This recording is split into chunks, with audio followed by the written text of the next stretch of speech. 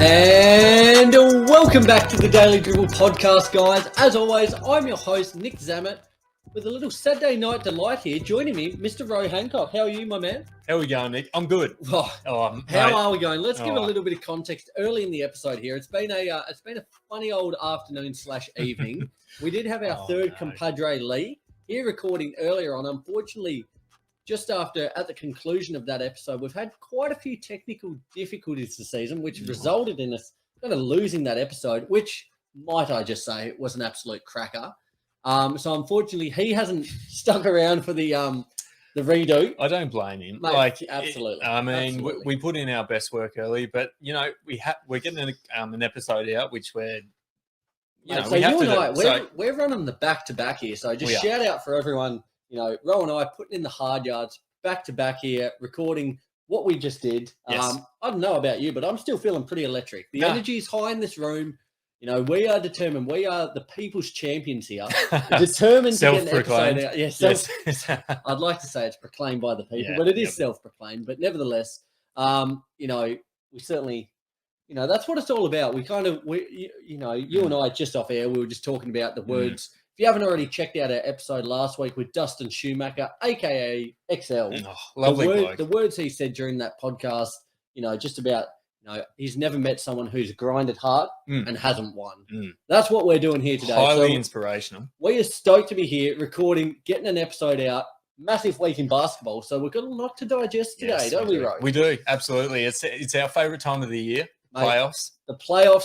This week it's been the play-ins. We've had some incredible matchups, some really exciting tussles that have occurred throughout the week. So we're going to break down those a little bit, kind of discuss a couple of the key talking points out of them, and then look forward to what's to come. Eight very intriguing matchups for the playoffs. So certainly looking forward to doing that. All highly unpredictable as well. Absolutely, mate. I'm sure you and I will have a couple of debates in amongst that. We don't have our running mate Lee here to fire back at us, but I'm sure you and I can throw a few curveballs at one another. Yep. Guys, before we get into it, a big thank you for all the continued support on our socials, Instagram, Facebook, YouTube, Twitter, and TikTok. Quick little mention on that. Guys, you might have seen our post during the week. We're setting up, it's going to run till next Saturday. We'll announce the winner, but we are running a little giveaway. Yeah, what do we got?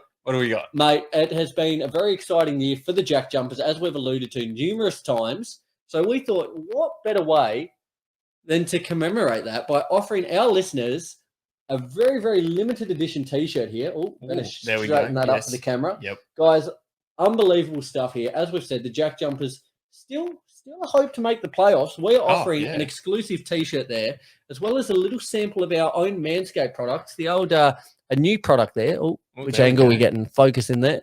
The lip balm from Manscaped, guys. Phenomenal products there. We'll do an ad read shortly, but not only do your balls have to stay sharp, your lips do as well. Nobody likes broken, chapped lips. So, guys, it's an incredible, incredible giveaway there. Be sure, easy. It's an easy one. All you have to do is subscribe to our YouTube channel and tag 3 friends in the posts that we'll make in the next couple of days. It'll be on Facebook. It'll be on Instagram. Pretty easy one, isn't it? Easy one. A lot of our listeners are already subscribed to our YouTube, so all you have to do is tag 3 friends in the comments of those posts. As far as giveaways go, not much easier. So, yeah. Guys, own a bit of history, I reckon. It is. Own a bit of history, potentially an NBL finalist in their first season. Unbelievable scenes. Yes. And might I just make note, as unlike our previous giveaways, this one, we do have a lot of fans around the globe, the US, Canada. I think you and I, we've expanded into 50 countries. We might be in Zambia. Yeah, Pitbull, Mr. Worldwide. Guys, this competition is open globally. So if you're one of our foreign listeners, please get involved. We certainly appreciate it. Absolutely. I love it. Excellent. Mate, as well, before we get into it, just a couple of quick shout-outs to namely the Spotlight Sports Network, the cover, and a new one, a very exciting new one here, Pop Culture Pros. So all 3 of them across Australia and the US doing big things in helping up-and-coming content creators, podcasters, bloggers, writers, kind of express themselves. So super, super excited to be a part of those 3 networks doing big things. Be sure to check them out, guys. Absolutely. Yep. And without further ado, let's get into a couple of quick odds and ends. Rightio. What do we got? Now, these ones aren't going to be too foreign to you, seeing as we've run over them previously, Ro. But nevertheless, let's touch on a couple of quick coaching points here. Namely, Alvin Gentry, it's been announced by him. It's just so funny. It's so funny, the whole Sacramento Kings. Every time we speak about them, I laugh. But Alvin Gentry and the Kings have let him know that they're going to be actively searching for a new coach, thus ending his interim role. Yep. Mate, how do you feel about this one? I mean, it's a long time coming, isn't it? I'm about to put the coin in the jar, but they've been mediocre for so long. And, I think Alvin Gentry knew coming into this role as the caretaker coach that he wouldn't be there long term unless they had a complete turnaround. Which wasn't the case. Which wasn't going to be the case. His days in Sacramento are numbered. But the question now is, who takes over that role in Sacramento? It's not a role that I think many coaches would be actively putting their hand up. I agree. It's certainly, and there seems to be more and more kind of, I guess the natives are getting restless there in Sacramento. The fact is they've gone without success for so long. And the fact is at the moment, they have a decent team. Yes. They've got some really quality players, Sabonis, Fox, for as much as he gets bashed in the media. He's still a quality player in his own right. There is potential there, but they just need to live up to it. I think I heard a stat throughout the week, and this said it all. I think the Seattle Supersonics have won more playoffs games in the last, 15 or 16 years than Sacramento. Now, it's disgusting. Come on. It is disgusting when you put it that way. Yes, it just puts into context. Oh, we don't. It puts into context how mediocre they have been. Yes. Ro, what do you think, just quickly, what do you think their ceiling is next season? They get a coach who can hopefully bring a defensive identity. Could they, are they a play-in team? Are they a playoff team? If everything clicks. Everything clicks and everything goes perfectly. I mean, they might be pushing on a playoff spot. But that is everything going to plan, which I think I don't envisage it happening. Particularly what they've done, getting rid of Tyrese Halliburton, that's a big one. Who I think was their way forward and their way out of the darkness. And for Tyrese Halliburton to be dished off as disrespectfully as he was, now they're sitting in an even worse position, no direction. De'Aaron Fox, I don't think De'Aaron Fox wants to be there. I don't think anyone wants to be there. I don't think anyone necessarily wants to be there. So it's not a destination place. No. And the problem is, as opposed to say somewhere like Detroit, that likewise isn't a destination, franchise. They've rebuilt. They've actively tried to tank, actively tried to rebuild, and congratulations to them. And they've got Cade Cunningham for their purposes, Sadiq Bey. Yep. Whereas it feels as if the Kings have tried to kind of keep afloat with a poor team, and they're just middling, not going anywhere. They're not getting the draft picks. They're not getting, they're not making playoff noise at all. No. I would hate to be a Sacramento Kings fan. I feel like it's every first or second week we mention this, but it's going to be a long road back for them. And I know, I mean, it's not like one of these coaches, who are looking to go to Los Angeles Lakers, for example. You go into LA, you go into a big market team. The bright lights. At the moment, you've got LeBron and AD there. Yep.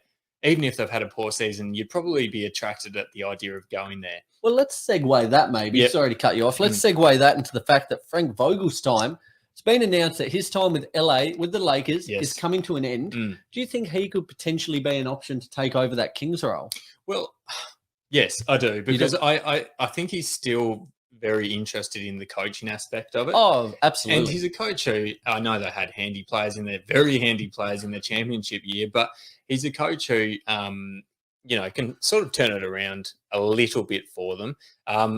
There's other coaches on the market at the moment, like Quinn Snyder, who, even though he hasn't officially been fired from that Jazz spot, I mean, all signs are pointing towards him leaving. He's walking a very, very tight rope at the moment, isn't he? He is. And then you wouldn't want to look down. Guys like, no, you wouldn't. Guys like Mark Jackson as well. Yep. He's sort of up for grabs.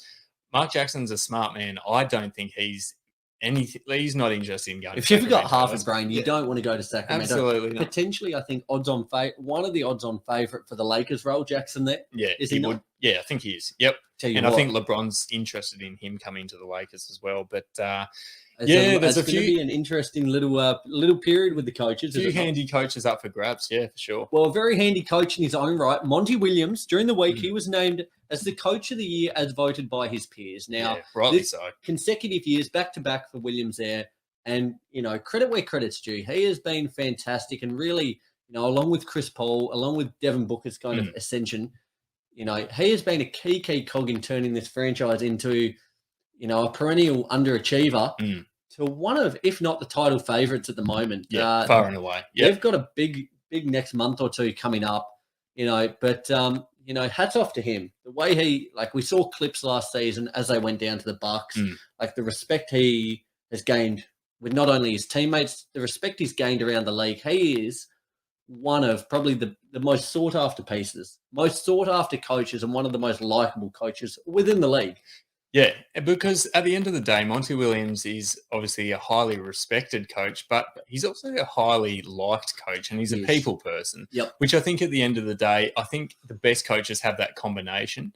If you're missing one or the other, I don't think you're going to reach your full potential as a team. Absolutely. But Monty Williams, well-deserved. I think Coach of the Year awards due very shortly as well. Tell you what, they are such a well-oiled machine at the minute, and even given the kind of behind-the-scenes turmoil they had going into the season, Robert Sava there and all the little misdemeanors and whatnot, they have really just gone about their business in such a methodical way, and the level they're playing at, I can't wait to see what they can achieve, and especially I'm kind of excited as a Lakers fan, given they're out of the running, they're gone, goodbye, see you later, done, the end. The Lakers stink! There we go. Better late than never, Stephen. Thanks, my man. I knew it was coming. I saw you go for the button. I was like, yeah, brilliant. And rightly so. You set me up well, but yes. I did. They stink. So, but as now an impartial fan, a fan of the league, it's kind of exciting to actually go about this with no kind of ties to teams. There's certainly teams I'm looking at going into the playoffs I'm excited for and kind of somewhat barracking for. But I can enjoy it as a fan. And one of the teams as a fan I'm most excited for is the Phoenix Suns. It's going to be wicked. Yeah, I think there'd be a fair few people in the same boat, to be honest, particularly if their team isn't playing in the playoffs this year. The Phoenix Suns are just one of those very likable teams. And you know what moment, just on that likable, and I was about to use that word as well, that sticks out, that clip last season, Devin Booker, where he was kind of just soaking it all in. After that just lost, damn. And that's what he said. You could see him mouth it. You could see it all play out. And just that moment kind of made me think, that's what it means. But the look in his eyes was like, I'm going to be back here. This isn't the last time. And it kind of, for me, really got me excited to be a part of the Suns' journey. Yep. So big things coming there. But congratulations, nevertheless, to Monty Williams. Just quickly, a quick shout out for a guy who now officially, after today's results, going to the playoffs, Trey Young. Ice in the veins. Trigger Trey, he has become the first player in history to lead the league in scoring and assists in not only the NBA, but also Division I college ball. Phenomenal achievement for a guy who is really, it's looking pretty likely that he's going to make an All-NBA team now. He is becoming one of the quickest rising stars in the league. Yep. And one of the faces of the league. And his season's gone under the radar as well, hasn't it? It has. Just due to the fact that Atlanta Hawks, for the majority of the season, have been sort of down towards the bottom of the standings, or at least the bottom 8. Yep. And, the fact of the matter is he's had an incredible season, regardless of how Atlanta have been going. Without a doubt. I tell you what, without him, they would have been in trouble this season. They kind of fell well short of everyone's expectations, ours included. Yep. But he has been a huge part as to why, today I think he dropped 38 points and 8 rebounds. Don't quite quote me on it, but around that mark. Yep. But a huge part as to why they are in the playoffs again.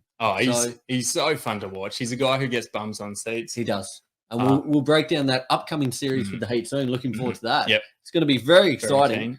Mate, let's go ahead to the NBL odds and ends real quickly. Yes. Big news coming out from the New Zealand Breakers camp during the week, or during the last 24 hours or so. Recent. Yanni Wetzel, who has been an absolutely shining light for them. He has parted ways with the franchise. Will be joining the Spanish Euroleague team, Baskonia. Yes. Mate, he is the 6th leading scorer in the league based on points per game, putting up 17.5 points along with 8 rebounds.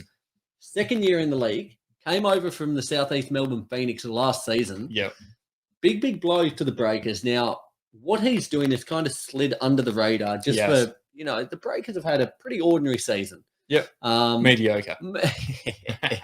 Yes, mediocre indeed. But he's been fantastic, and certainly hope he does well over there in the EuroLeague. Oh, yeah. I mean, all the best to him. But at the end of the day, like, it's a huge loss for not only the Breakers, but it's a huge loss for the NBL as well. Absolutely. Like, he's been a more than serviceable player for New Zealand Breakers this year. And he was a guy who I thought, if he stuck around, could be like one of the faces of the league going forward. He could well have been, and especially on that Breakers franchise, there was all the room there for him to really assert his dominance and kind of become one of those premier players in the league, which he has started to do. But, good luck to him.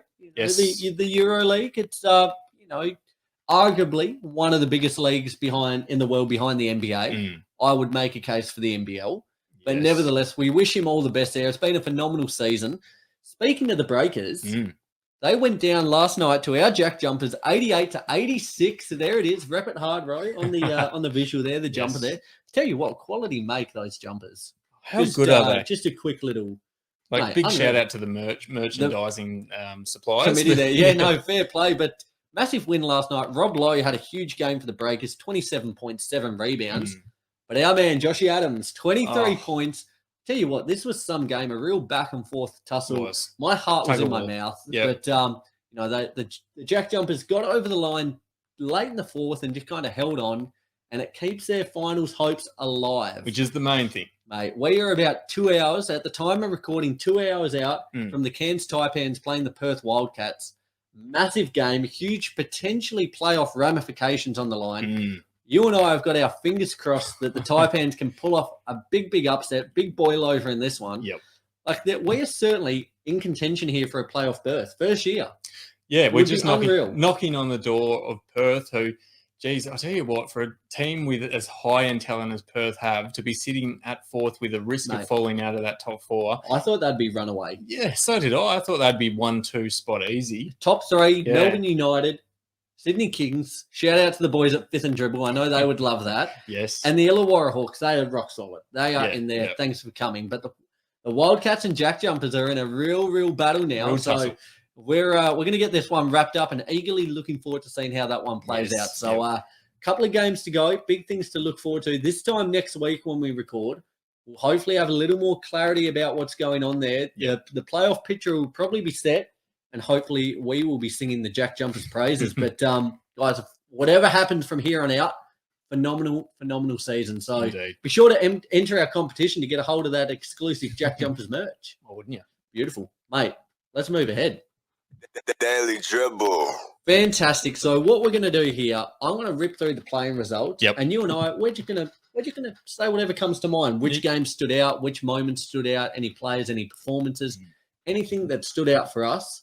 And then we'll move ahead to our playoff predictions. Lovely. Go for it. So the first game, the play-in started with the Brooklyn Nets against the Cleveland Cavaliers. The Nets are winning this one 115-108. Was followed up during the day with the Minnesota Timberwolves beating the Clippers 109-104. The Hawks then defeated the Hornets 132-103, backed up by the Pelicans defeating the Spurs 113-103. Couple of big games today. These were the games on today. Competing for that 8th spot, the Cleveland Cavaliers went down to the Atlanta Hawks 107-101. And then in what was an incredible game, the Pelicans defeated the Clippers 105-101 without Paul George, who went into COVID protocols earlier today. So a big loss there for them. But, mate, just quickly, I want to hear your thoughts on any of these moments, any of these games that stood out. It's a shame Lee's not here because in our previous episode we just recorded, we got into a massive debate. We loved it. Just in regards to the that game there with the Clippers and the Timberwolves. Now, the Timberwolves. Now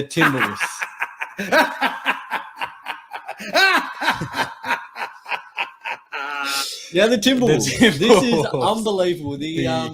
And it's okay. Hold on. You take it. Let's just preface this by saying, well done to the Timberwolves. Well done to the Timberwolves. We are not taking anything away from what they've achieved. Absolutely incredible achievement that they've made it into the playoffs, and particularly after being a team for so long that hasn't had much success at all, and probably since the Kevin Garnett days, which is saying something. It just feels like a lifetime ago. Now, the celebrations, Nick. The celebrations. Now, you can't tell me, Okay. Now, because they've been poor for so long. So Yeah. you could argue that getting into the playoffs as the 8th seed or the 7th seed as it was is a job well done. Oh, absolutely. Which it is to a certain extent, but the absolute tomfoolery that took place after the game, Pat Bev jumping on the announcer's table, pulling off his shirt, waving it around, throwing it into the crowd, the tears, just the absolute scenes that took place. Yes. It was befitting of a championship win. It was. It was befitting of a championship win and not making it as a 7th seed. Yeah. And it was just highly, highly amusing because I shudder to think if by the grace of God and some miracle happens and they somehow win a championship, how will they react? Imagine what would happen. Oh, this would be off the absolute dialed like broken. Yeah. Like it was incredible seeing this all play out. And in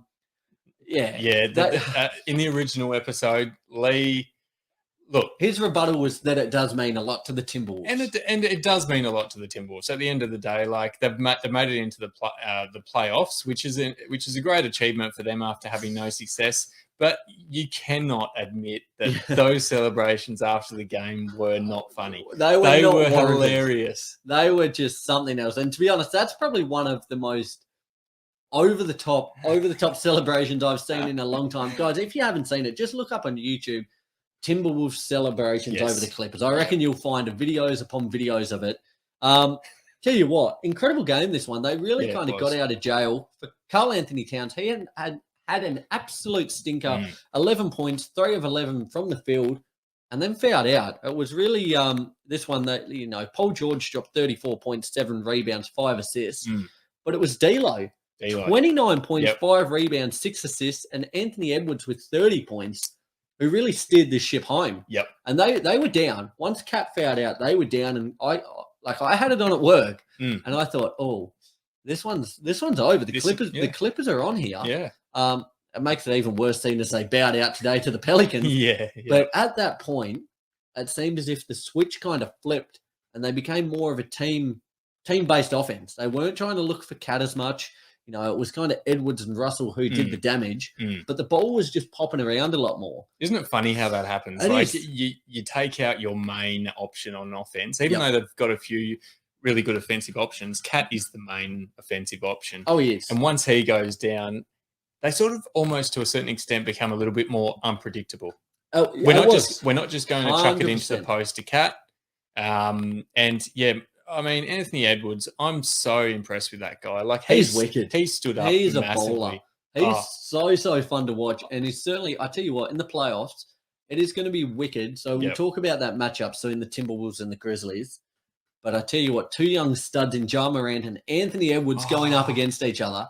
You can't get any better than that. Let's go. Just quickly moving ahead to other games there. Now, he's not here to defend his team, but the Hawks and Hornets. The Hawks, as I said, won that one 132 to 103. How do we feel about this? If you're a Hornets fan, you've bowed out. You've bowed out in the 19 game. And bowed out in a bad way as well. In pretty brutal fashion. That third quarter, they lost 42 to 24. That was effectively game over. Have the Hornets under-delivered this season? Well, so far this season, I've said that I was sort of expecting them to be around the 9 mark, maybe not 8, 9, 10 mark. Yep. And so if I'm going off that, they've probably met my personal expectations. From Lee's perspective, who's a Charlotte Hornets fan, he wasn't happy. He expected them to make the playoffs. And to be honest, I think a lot of people probably did. With their off-season acquisitions, they brought in Oubre, they brought in, Montrezl Harrell in the trade deadline. They made some big moves here. I think they've fallen flat. I think they've fallen flat, and it's the big point. It's something we've clamored for so long now, and something they didn't address really. They brought in Harrell, but more as that bench guy. As that spark plug off the bench, should I say. They haven't addressed their centre needs enough. It's the big issue. It's a huge issue. There is names out in the market that have been tied to them, Probably Miles Turner being the biggest one of that. Yeah. But there's plenty of names out there. They really need to shore up that centre spot because, it's just not cutting it. It's a glaring weakness. And it's probably where they fall apart. Going forward, it's going to continue to be the position that they're going to get found out in. It happened last year. the exact same thing happened. They got belted with the chance to make the playoffs. This year, same thing happened. You at some point, if you're the Hornets, you got to learn from your mistakes. And I think over the offseason, they would have to be looking intensely. Something has to be addressed. Yes. Something has to be addressed and quickly, because they're a team now that is starting to – they're kind of starting to transition out of that underdog rebuilding scene into like a Grizzlies, like a young team on the rise that should be contending to a certain extent, especially in the next year or two. Yeah. But, if things continue the way they are, that big glaring hole – it undoes all the good work that players like Terry Rozier, LaMelo Ball, Hayward, when he's playing, all the good work that they do, because it's such a crucial part of the game. And at the end of the day, there's no point being one of these Showtime teams who, can have, a number of highlights on any given night. And when it comes to the important part of the season where you actually have to stand up and those highlight plays don't necessarily matter, it just counts for nothing. So, I think they need to have a good hard look at themselves over this off season, because they've got some really big areas to address, I think. 100%. Just quickly, a big shout out. I just want to give a shout out to a team. They went down earlier today. They went down 107-101. The Cleveland Cavaliers. Oh, this is sad. The feel-good story of this season. Pretty sad. Despite their loss today, they went down to the Nets the other day, in which they played without Jared Allen. He came back today, and they really were looking the business through the first two quarters, 2.5 quarters. Like, they looked awesome. The Hawks got over the top. Big second half there from Trey Young. Unbelievable. Ice in the veins. Oh. But just want to give a shout out to the Cavs, because they have been nothing short of extraordinary this season. Many people's probably 15th seeded team. They were contending for a big chunk of the season for home court advantage, and bar quite significant injuries to Rubio, to Garland in crucial points, Jared Allen, they could have been right up there in the mix and probably deserved a guaranteed playoff spot. I mean, we'll get to our season gradings after the season's actually fully completed, but I'll tell you what, they're going to be getting a very good mark from me. They've just overexceeded by that much. It's not funny. So fun. Yeah. So fun. And it's the first time really that since without LeBron that they've been relevant. People have cared about what they're doing. They're getting eyes on. And might I just say, he is not only one of the best young point guards in the league, but Darius Garland, period. One of the best point guards. He really is. He's taken his game to – it's gone through the stratosphere, really, at the end of the day. He's gone from being a guy who was Colin Sexton or Colin Sexton gets a flick now. Sexton or Garland. Garland just made that into an absolute joke. Isn't it incredible that? Isn't it incredible that going into the season we were like, how are they going to coexist? Can one, probably more likely Garland play that number 2 role? Yeah. Yep.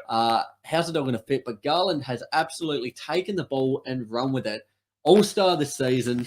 He's probably not going to make it, but borderline All-NBA player. Yeah. He is phenomenal. Oh, he's great. He's the star of that franchise. And you put him alongside Mobley, Jared Allen, even Karis LeVert now is young enough. Part of that core moving forward.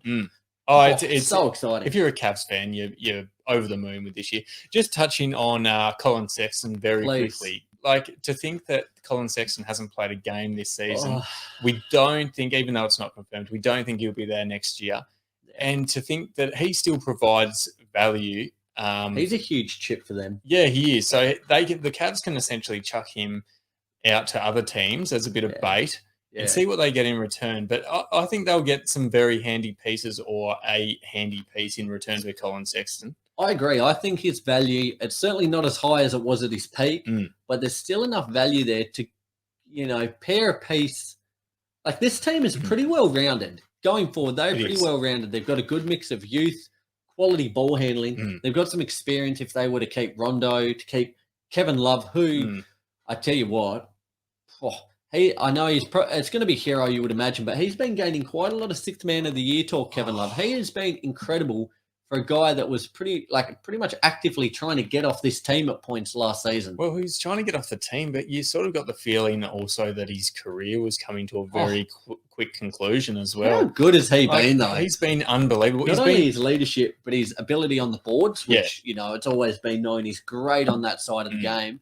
But his stroke from outside as well. And just his IQ, his IQ as a guy who's been there, done that. Now he's with a young core and he's sort of putting that IQ to, full use, isn't he? So yeah, he's been great, and the Cavs overall, even though they've bowed out, they've just had such an incredible season. Absolutely, mate. Love it. Looking forward to seeing what they can achieve next season. Plains, I tell you what, they have been super, super exciting, but it leads us to a more exciting part of the season, the playoffs. But before that, probably something that could arguably be even more exciting. Yes. Our Manscaped ad read. Now, guys, as we said, we have been hooked up with some new products from Manscaped. I just want to illustrate this one here. This is the 2-in-1 shampoo and conditioner. Unbelievable stuff. Now, can I just say, Manscaped, love what they're doing. This month is Testicular Cancer Awareness Month. Good boy. I got it right. I got it right, you little beauty. Now, a big part of what Manscaped does and continue to do, is focus on the balls. Yep. On ball and the balls. Yep. They are on the ball and focusing on the balls. A key part, keeping grooming, keeping cleanliness, keeping the smell and appearance, everything to do with balls up to scratch. Absolutely. Yep. But we've changed our tune. Not only is it what's downstairs that's important, it's about what's upstairs too. For sure. You and I both have pretty good crops of hair here on top, don't we? I mean, somewhat you could argue the hairline's starting to recede somewhat. Slightly receding, Nick, but that's okay. Let's go past that, yes. But the key part is that it looks and smells great. And now with the Manscaped 2-in-1 shampoo and conditioner, your hair can smell and look as fresh as ours does. How though? Right. That link right there, my man. Just there. Dribble20. Just there. Dribble20, manscaped.com.au. Use our code Dribble20 to get 20% off and free shipping. Yes. Here you go, my man. Quick question for you. Go for it, Nick. Walking down the street, when you look at someone, what's the first thing you notice? Hair. Put it there. Put it there. My man. A lot of people say smile. A lot of people say eyes, but they are wrong. No. It is the hair. You're looking at the hair. It is looking down at the hair. Now, you and I, we spoke about off air. You and I have been getting quite a few looks from bystanders of both genders. So it's not exclusive there, but we've been getting a few looks. And each time I see someone looking at me, we're not connecting eyes. No, they're looking straight at the hair. It is. So guys, if you want to get those looks and feel and look as fresh as we do, use that code. We keep saying it, Dribble20, manscaped.com.au.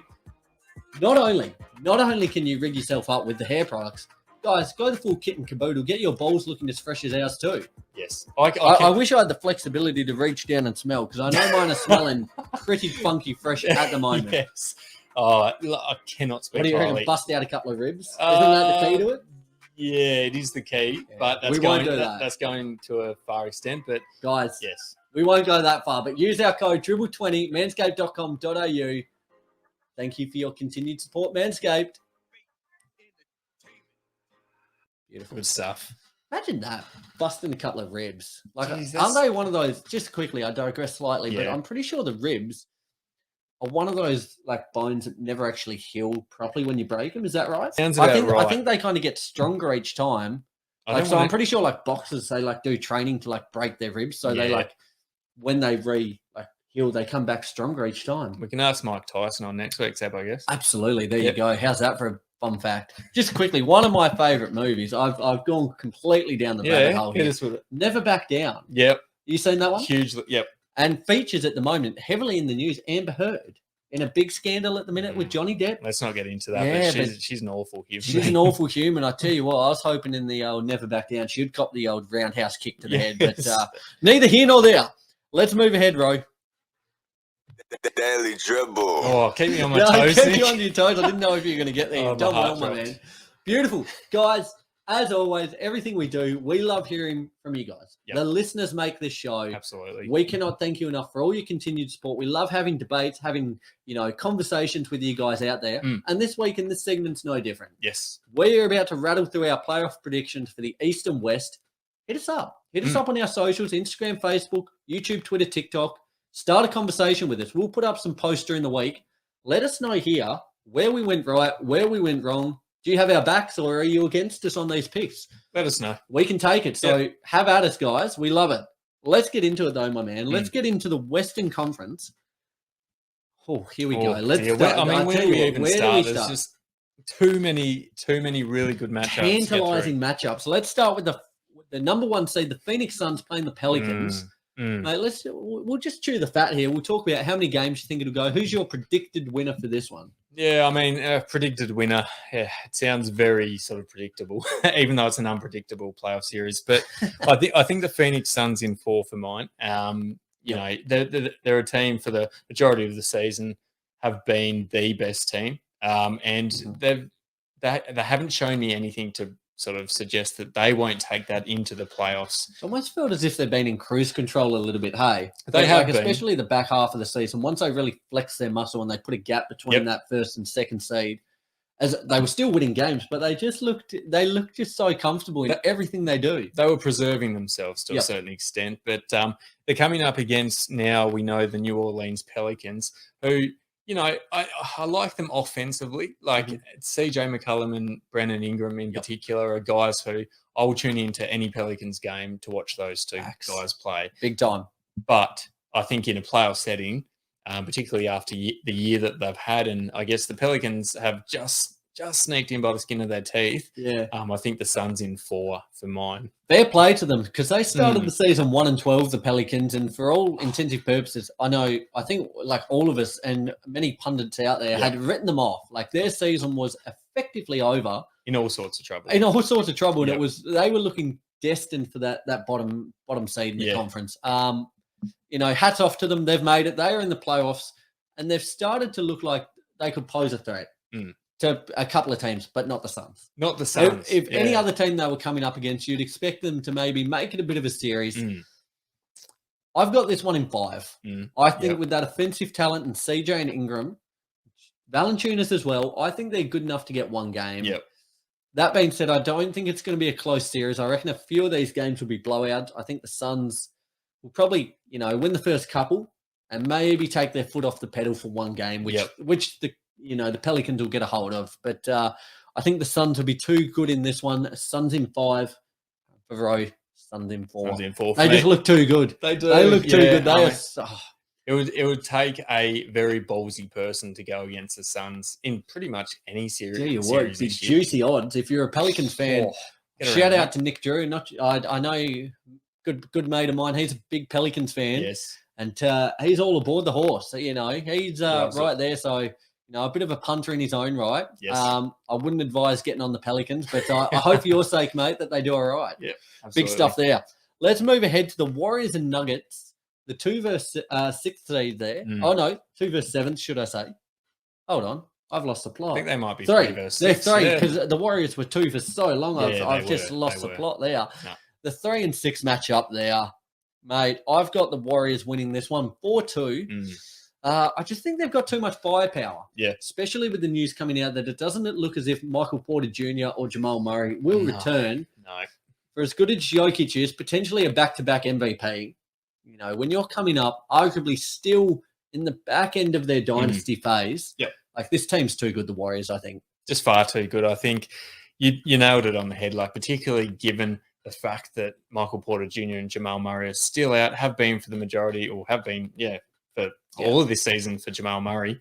You know, Nikola Jokic has been heroic this season. There's no doubt about that. I'm expecting him to bring that into the playoffs against a Golden State Warriors lineup that doesn't have a solid big man who can stop him. So I'm expecting his individual performance to continue. But yeah, I think the Warriors in 6 as well. It's so hard because his running mates are Will Barton, Aaron Gordon, you know, Bones Highland, as impressive as he's been off the bench. Like it's just not it. You know, it's just not it. The thing is with that is Klay Thompson and Andrew Wiggins are really good defensively players. So I think Nikola Jokic's backup options, if he doesn't fire, which I'm expecting him to do, will be guarded heavily by those blokes as well. So you let him put up 45, 12 and 11, big triple-double, 45 points. Doesn't matter. Does not matter. Like you're going to have to get probably another 70 points most games, 70 to 75 points out of all these other players, and it just doesn't seem likely. And you're coming up against a Golden State Warriors squad, which I guess has gotten healthy at the right time of the year. It's been a disruptive year, fair to say, for the Golden State Warriors. Are they being slept on? You know, going into the season, I think my title favourite, they might have been my pick. I'll have to check the tape.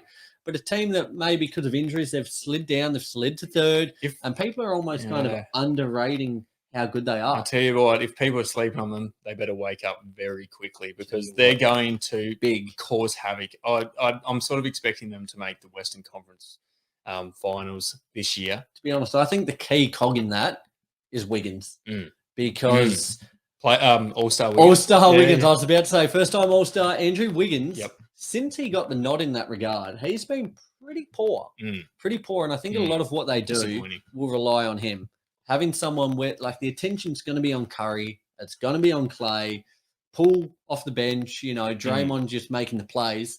Like, Wiggins is going to get his opportunities. He will. He's just going to make the most of them. So, very interested to see how that one plays out. Just quickly, Nick, just before we move on, I thought I'd mention this stat because it sort of adds it adds something to this series. Yes. So throughout the course of the year, the Nuggets have won 3 out of 4 games against the Golden State Warriors. And for the majority of those games, I think maybe for 3 of those games, Steph Curry was playing. So it's not like that. They've just run over the top of a weak team. So that's interesting. I think the fact that the Nuggets have won 3 out of 4 in the regular season against the Warriors shows to me that mentally they're going to give themselves a shot. Yeah. But so you got Warriors in 6. Warriors in 6 still. They're good enough for 2, aren't they? Jokic is good enough for 2. I don't think any more, any less. Yeah, I think that's fair. Brilliant. Yep. Let's move ahead, mate. Let's go to the Dallas Mavericks and the Utah Jazz. Just quickly, speaking of the Mavs, guys, if you haven't already checked it out, check out our episode last week. Ro and I speaking to the man, the myth, the legend himself, Dustin Schumacher, a.k.a. XL, came out with the hit song Luka Magic. Mate, he dropped some absolute pearls of wisdom. He did. Just quickly, like on a serious note, such a phenomenal human being to talk to. Yep, great guy. Just such a down-to-earth guy. What he's doing in the music landscape is fantastic. The insight and wisdom he passed on to us as, up-and-coming content creators, second to none. Yeah, couldn't agree more. And, just an unreal guy. We were talking about all week what a great experience it was. So if you haven't already checked it out, guys, please go back and do so. And, check out everything he's doing. Yeah, it's awesome. We love it. Please do. Shout out to him. Brilliant. Mavs and Jazz.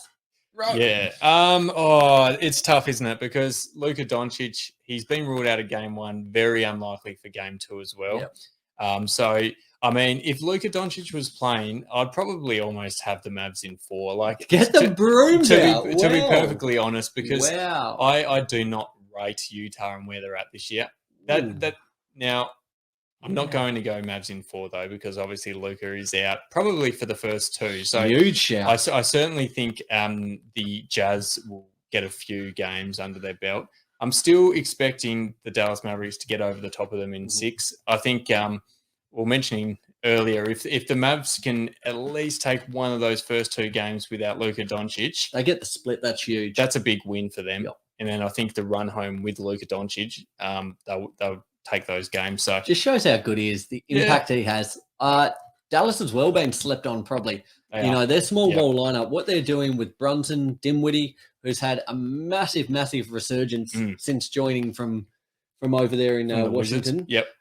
It's been huge. So, I think Luka's that good as well to pull them to a victory. I've got it in 7. And that is just partly due to the fact that he'll be out for games 1 and 2. Yeah. Big series, though. A lot hinges on this for both franchises. Like the Mavs, are they ready to take that next step into, championship contender? And for the Jazz, is this the last roll of the dice? Are they ready to sing their last hurrah? And potentially, could it be Mitchell? Could it be Gobert? Could it be Quinn Snyder? Could it be 2 of the above? Well, things are set to change, I reckon, if they bow out in this first round. I think so. I think the writing's on the wall now for the Utah Jazz. For the Dallas Mavericks, you got to take some positives out of Luka not being there. You have to have a silver lining. It's going to be interesting to see who stands up in his absence. Who's the guy in a playoff setting, big game, game or 2 if he's out for game 2? Yep. Who's going to be the guy who's going to step up and lead that franchise? Who do you reckon? Do you reckon Spencer Dinwiddie's got it in him? Do you think Jalen Brunson? Do you reckon it's more so a team done by committee? Yeah, done by committee. I'm going to say I think Dinwiddie takes over the offensive part of it more so, that offensive load, and Brunson maybe facilitates a little bit more.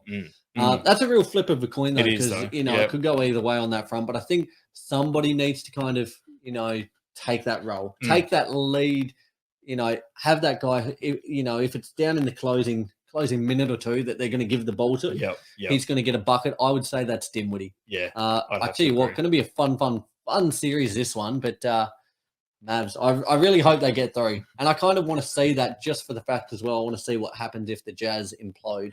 Yeah. I want to see that broken up because they've just been perennial underachievers.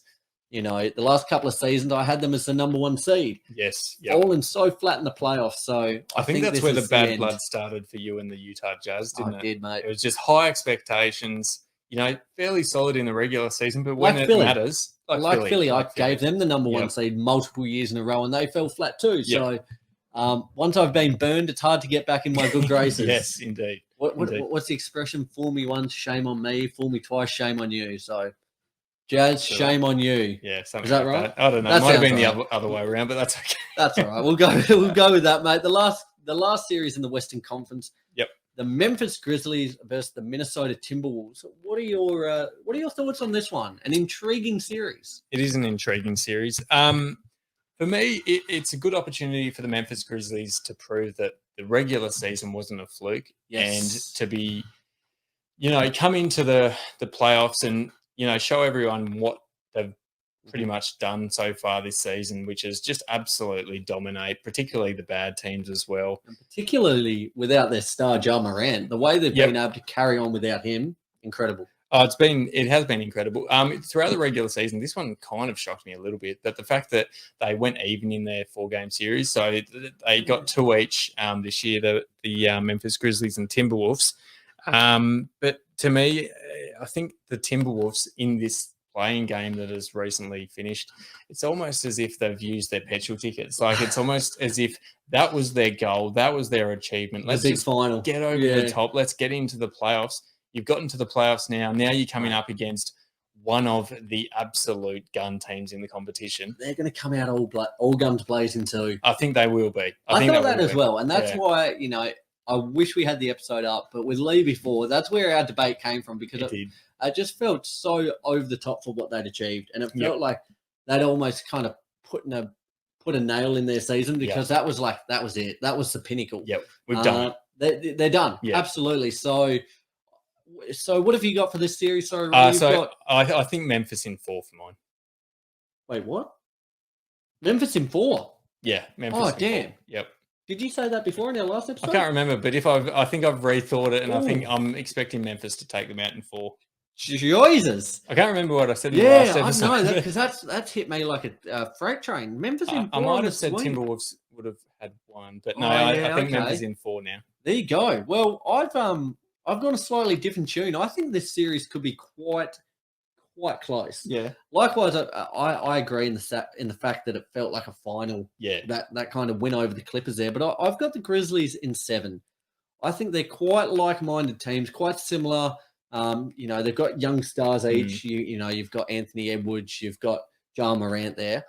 I just think it'll be quite an even matchup. Got it in 7, and an upset wouldn't even surprise me that greatly. Oh. Wow, there you go. See, I rate what they've done too.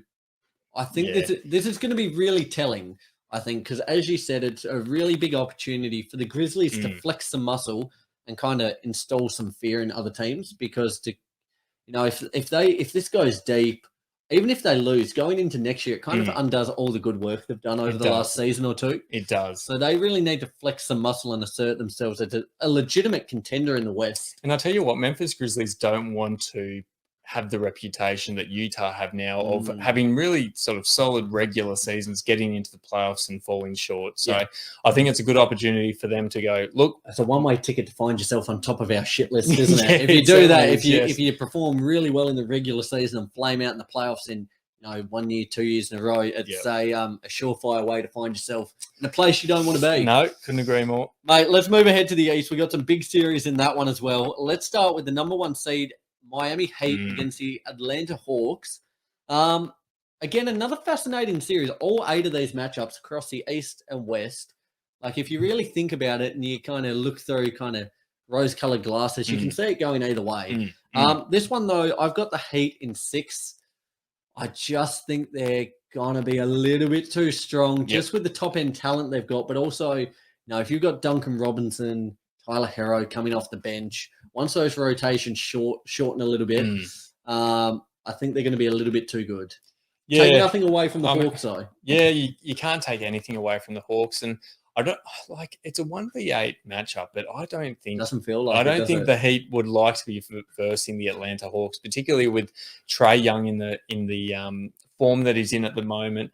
Playoff Trey's coming out to play, and that's a scary prospect for the Miami Heat. It's funny because 2 seasons ago, or 3 seasons, 2 or 3 seasons, 1 versus 8 matchup was like the Bucks against the Magic, and you're like, put next through that one is over. Yeah.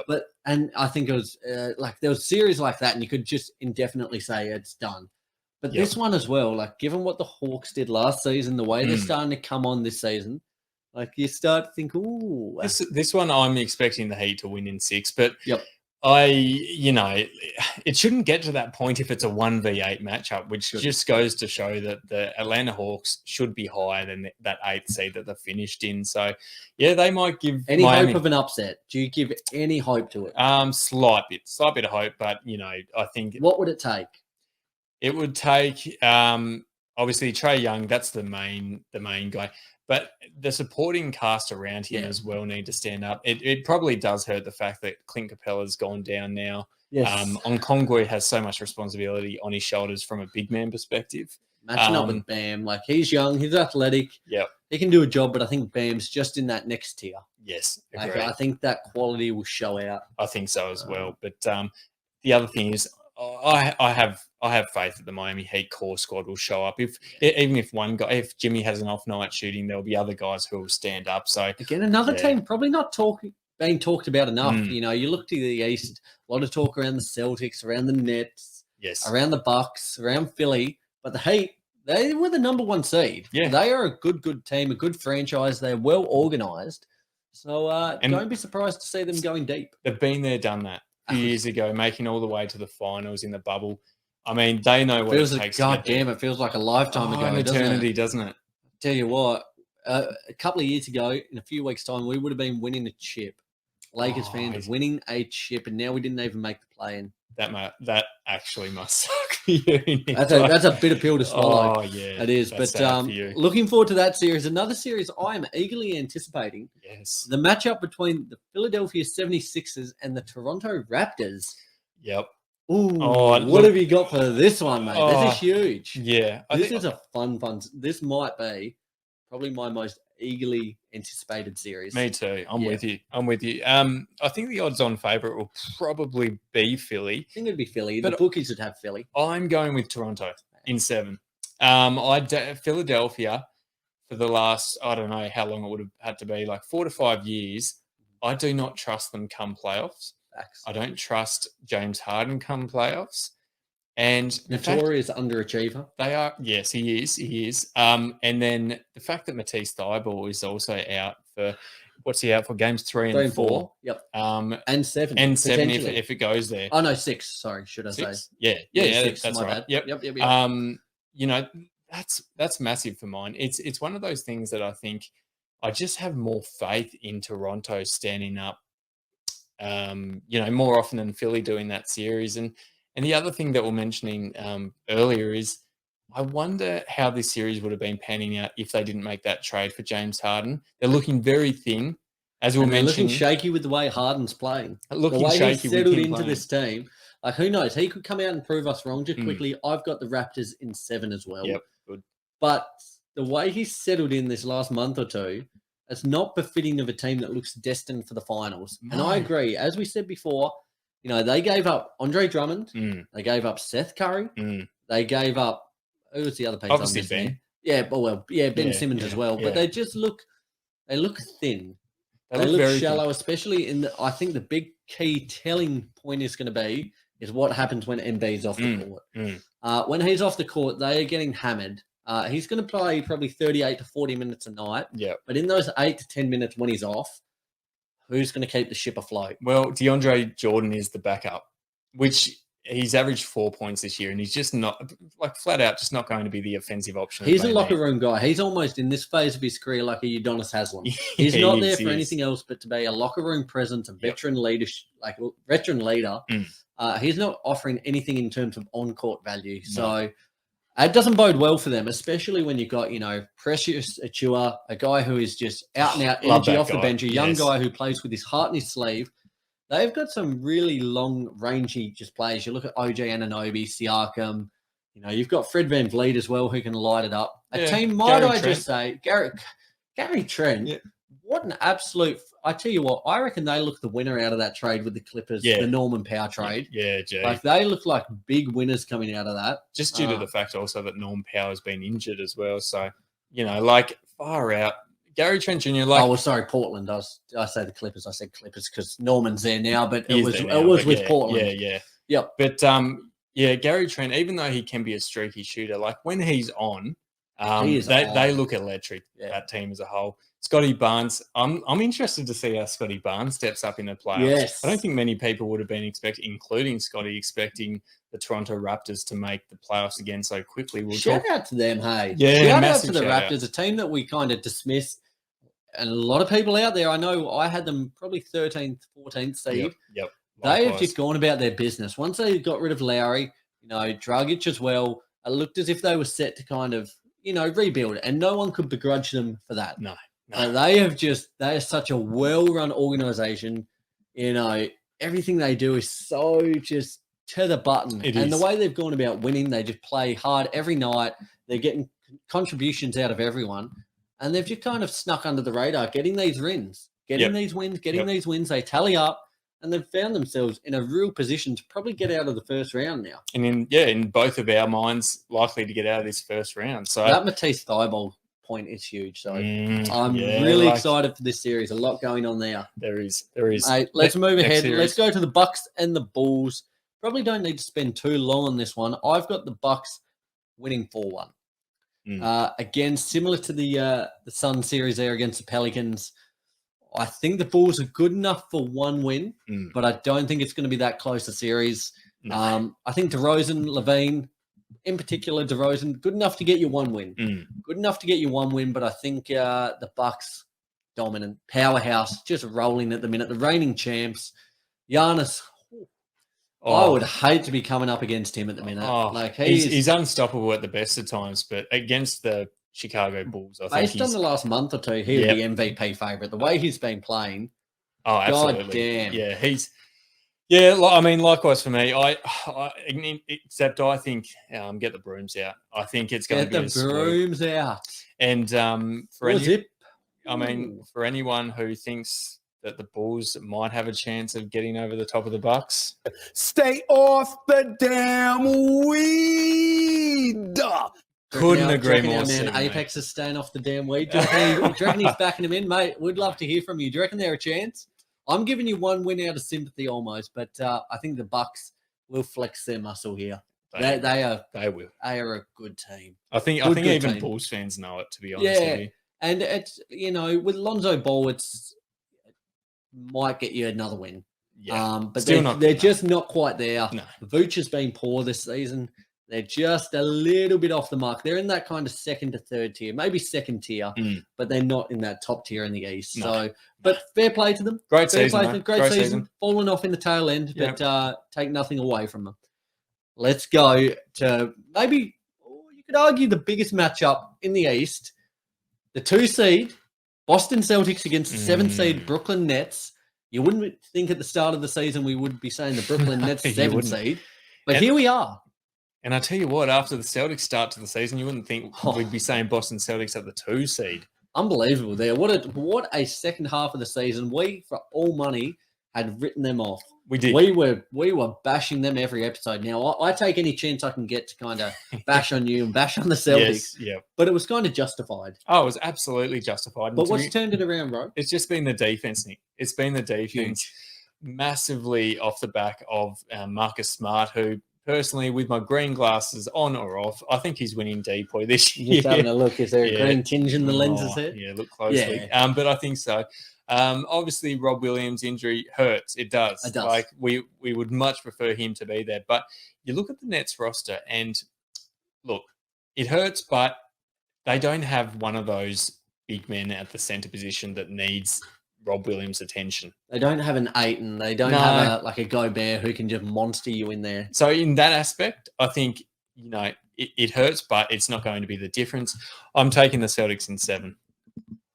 Oh, okay. I'm going to go the reverse of that. I've got the Nets in 7, but I just said before, I think with Philly and Toronto series was the most eagerly anticipated. This one, I might have to change and say this one is, because this is going to be an absolute war. Yep. The way KD and Kyrie in particular playing at the moment, the way his efficiency is just through the roof. Oh, massive. It's just unbelievable, his ability from inside, his ability from outside, and the way KD is just finding players. His assists have been through the roof as of late. I tell you what, it doesn't feel as if this series is going to go less than 7. Like, this is going all the way. And this could be a real moment of ascension, I think, for Jason Tatum in particular. Jaylen Brown, for as good as he is, feels as if Tatum's asserted himself as that number one guy. Like, this could be one of those moments that we look back and think, okay, that's kind of the torch potentially passing. Well, it's interesting, isn't it, as well, though, because we look at KD and we look at Kyrie, and they've had their miles in the playoffs. They've done their work in the playoffs. They've got it done at the highest level. We look at Jace Tatum. We look at JB. We look at the rest of the Celtics squad, and this is their time to really get themselves into that same bracket, particularly the two superstars in Jason Tatum and Jaylen Brown. It's time for them to step up. It's time. I think that the Celtics would probably be odds-on favourite, I would say. Even though it's going to be a close one, I think the Celtics would probably be the favourite. And I think they need to live up to that. I think they know that people expect them to win. So I think, it's going to be interesting. And they need to play like it, because probably the last couple of seasons, and especially when they made those conference, was it semifinals they made or... They did make a conference final as well. Yeah. They were the underdogs. They were that young team on the rise, but now they're established. This team they've been at it the last few years. As you said, they need to start living up and looking like winners and not playing to that underdog card. No. So I agree with you there wholeheartedly. Tell you what, this is going to be some series. Some series. I tell you what. I mean, so you got Celtics in 7. I got Nets in 7. It's going 7, though, isn't it? It is going 7. It has to go 7, or else it's going to be a disappointment. Let's be honest. Bodes well for all the other franchises out there, though, given that this is probably going to go deep. It's going to be physical. It's going to be playing for every possession. The Bucks probably going to, we think, take pretty light work of the Bulls there. These playoff games, the miles add up. So deep in these playoff series, and then second, third round. Could come into play there. So whichever team comes out of this one, they're probably going to be not at 100%. So just to confirm, though, Nick, you don't think there will be any sweeps in the playoffs in the first round this year? No. Yeah, well, that just goes to show how. Now you say, as you say it, I'm like, ooh. But I don't. I mean, it's not a ridiculous thing to say. But in saying that, it's just one of those things that most playoff series. There is at least one sweep. Yeah, I think that's how good the teams are. Yeah. Even the lower teams, so it's 7, 8 seeds. It's, as we said, stupid to think that the 7th seed is the Brooklyn Nets, who went in as the championship favourites pretty comfortably. Yeah. But I think even, your Pelicans, they're good enough to jag a game here or there. Yeah. The Bulls against the Bucks. There's no Orlando Magics. There's no Detroit. Yes. It's going to be fun, though, guys. I tell you what, as we said, this is the most exciting time of the year to be a basketball fan. The playing phenomenal. Yes. Playoffs, though, dial it up again. Dial it up. Call up Dodo. Dial it up again. It's going to be phenomenal. We've got 8 massive series in store. As we said, with those predictions, guys, hit us up. Let us know where we went right, where we went wrong. Especially our man Apex. I know he's going to have something to say about that with the Bulls there. But, guys, we love it. Big stuff coming this week. Be sure to stay up to date with all of our socials, Instagram, Facebook, YouTube, Twitter, TikTok. We're going to keep the action flowing. We're going to keep the updates flowing. As we said, big week, NBA, NBL playoffs just around the corner as well. Key thing, though, That code right there, down in the link, in the bio, Dribble20. What do you get, Rose? 20% off, free shipping. You can't really ask for more, can you? Manscape.com.au. Guys, we look forward to talking to you next week. Till then, enjoy the playoffs. Love you. Bye.